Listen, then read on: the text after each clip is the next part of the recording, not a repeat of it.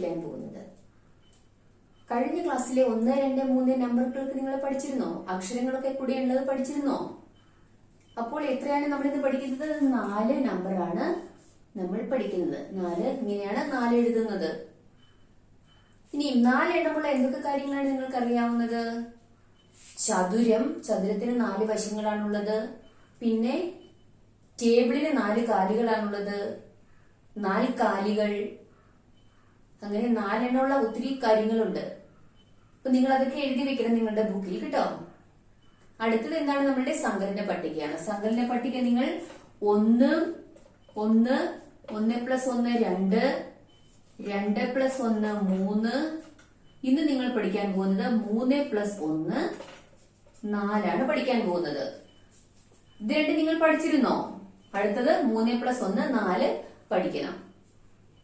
സങ്കലന പട്ടിക നിങ്ങൾ 10 വരെ പഠിച്ചു കഴിയുമ്പോൾ നിങ്ങൾക്ക് കൂട്ടാനും കുറയ്ക്കാനും ഒക്കെ നല്ല എളുപ്പമാകും. അതുകൊണ്ടാണ് ഈ ചെറിയ ചെറിയ കാര്യങ്ങൾ ആദ്യമേ പഠിപ്പിക്കുന്നത്. നിങ്ങൾ അന്നേ തന്നെ പഠിച്ചു പോകണം കേട്ടോ. അടുത്തത് നമ്മൾ എത്രയാണ് എഴുതിയത്? നമ്മൾ ലാസ്റ്റ് പേജിൽ നമ്മൾ എഴുതിയിരുന്നു, ഒരു ടേബിൾ എടുത്തിരുന്നു ഇല്ലേ? 1, 2, 3, 4. ഇന്ന് 4 എഴുതുമ്പോഴത്തേനും നമ്മൾ എന്ത് ചെയ്യണം? അക്ഷരത്തിൽ 4 എഴുതണം. പിന്നെ 4 FOUR 4 എന്ന് ഇംഗ്ലീഷിലും 4 എന്ന് ഹിന്ദിയിലും എഴുതണം. ഇവിടെ എഴുതി വന്നിരിക്കുന്നത് നിങ്ങൾക്ക് കാണുന്നില്ലേ? 1, 2, 3, 4. ഇത് എന്തിനാണ് ഇങ്ങനെ ടേബിൾ എഴുതുന്നത് വെച്ച് കഴിഞ്ഞാൽ ഇവിടെ നിങ്ങൾ അക്കത്തിൽ 1, 2, 3, 4, 10 വരെ നിങ്ങൾക്ക് വേഗത്തിൽ തന്നെ നിങ്ങൾക്ക് പഠിക്കാൻ പറ്റും. അതുപോലെ അക്ഷരത്തിൽ എഴുതിയിരിക്കുന്നത് പിന്നെ 1, 2, 3, 4, 10 വരെ, പിന്നെ 1, 2, 3, 4 അങ്ങനെ 10 വരെ. അങ്ങനെ നിങ്ങൾക്ക് ഒരു പേജിൽ തന്നെ പെട്ടെന്ന് എല്ലാം പഠിക്കാനായിട്ട് പറ്റും. അതിനാണ് ഇങ്ങനത്തെ ഒരു ടേബിൾ ഉണ്ടാക്കുന്നത്. ഓക്കെ, അപ്പോൾ ഗണിത ക്ലാസ് ഇവിടെ അവസാനിച്ചിരിക്കുകയാണ്. അടുത്തത് നമ്മൾ മലയാളം അക്ഷരങ്ങളാണ് പഠിക്കാൻ പോകുന്നത്. മലയാള അക്ഷരങ്ങൾ, സ്വരാക്ഷരങ്ങൾ നമ്മൾ പഠിച്ചു കഴിഞ്ഞു. ഇനി അടുത്തത് വ്യഞ്ജന അക്ഷരങ്ങളാണ് ഉള്ളത്. വ്യഞ്ജന അക്ഷരങ്ങളിൽ ആദ്യത്തേത് ക. എഴുതുന്നത് എങ്ങനെയാണ് നോക്കിക്കേ. ഇതുപോലെ റൗണ്ട് വെച്ച് ചെയ്തിട്ട് അതിന്റെ മുകളിൽ കൂടി ഇങ്ങനെ എഴുതുമ്പോഴാണ് കായാകും. അടുത്തത് ഘ. ഗ,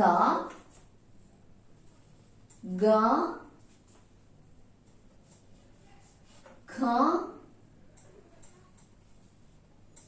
ങ. ഇത്രയും അക്ഷരങ്ങളാണ് നിങ്ങൾ ഇന്ന് പഠിക്കേണ്ടത്. ക, ഘ, ഗ, ഘ, ങ. മനസ്സിലായോ നിങ്ങൾക്ക് ഇത് എഴുതാനായിട്ട്? ഘായൊക്കെ എഴുതി നോക്കി. ആദ്യമേ ചെറിയൊരു റാ പോലെ വരച്ച് നീട്ടി കൊണ്ടുവന്നിട്ട് ഇങ്ങനെ മുകളിലേക്ക് കൊണ്ടുവന്നിട്ട് ഇങ്ങനെ വേണം എഴുതാനായിട്ട്. ഘ എഴുതാൻ എളുപ്പമാണ്. ങ എഴുതാൻ ചെറിയതായിട്ട് ഇങ്ങനെ കെട്ടുപുള്ളി പോലെ ഇട്ടിട്ട് അതിന്റെ കൂടെ കൂട്ടി ഒരു ദ എഴുതുമ്പോഴത്തേക്കാണ് ങായാവുന്നത്. ഇപ്പോൾ മലയാളം ഇത്രയും അക്ഷരങ്ങൾ നിങ്ങൾ പഠിക്കുക. അടുത്തത് നമ്മൾക്ക് ഏതാണുള്ളത്? ഇംഗ്ലീഷ് അക്ഷരങ്ങളാണ് പഠിക്കാനുള്ളത്. ഇംഗ്ലീഷ് ലെറ്റേഴ്സ് ഏതാണ് ഇന്ന് പഠിക്കേണ്ടത്? J, capital letter J, K, L. നോക്കിക്കോളൂ എങ്ങനെയാണ്? J, K, L. ഇനി സ്മോൾ ലെറ്റർ എങ്ങനെയാണ് എഴുതുന്നത്? സ്മോൾ ലെറ്റർ എഴുതുമ്പോഴത്തേനും താഴത്തെ 3 ലൈനിൽ ജെ ഇതുപോലെ ഇങ്ങനെ കൊണ്ടുവന്ന് വളച്ചെഴുതുക, പോലുള്ള ഒരു കുത്തു കൊടുക്കുക.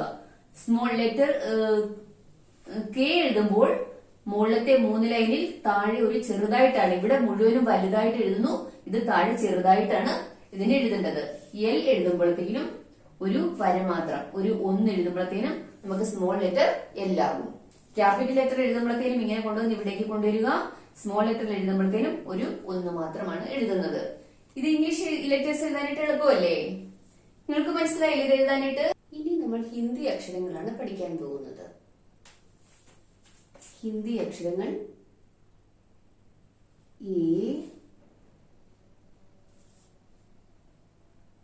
ഇങ്ങനെയാണ് എ എഴുതുന്നത്. ഒരു വരയിട്ട് ഇതുപോലെ ഇങ്ങനെ കൊണ്ടുവന്നിട്ട് ഇവിടെ ഒരു വര ഇടുക, എ.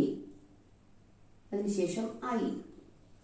എ എഴുതി അതിന് മുകളിൽ ഒരു വര ഇടുമ്പോഴാണ് ഐ ആകുന്നത്. അടുത്തത് ഓ.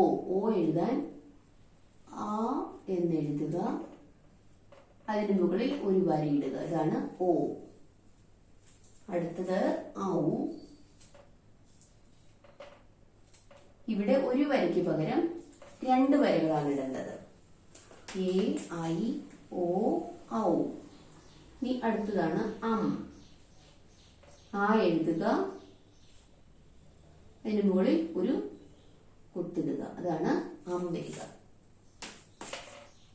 അം ആ.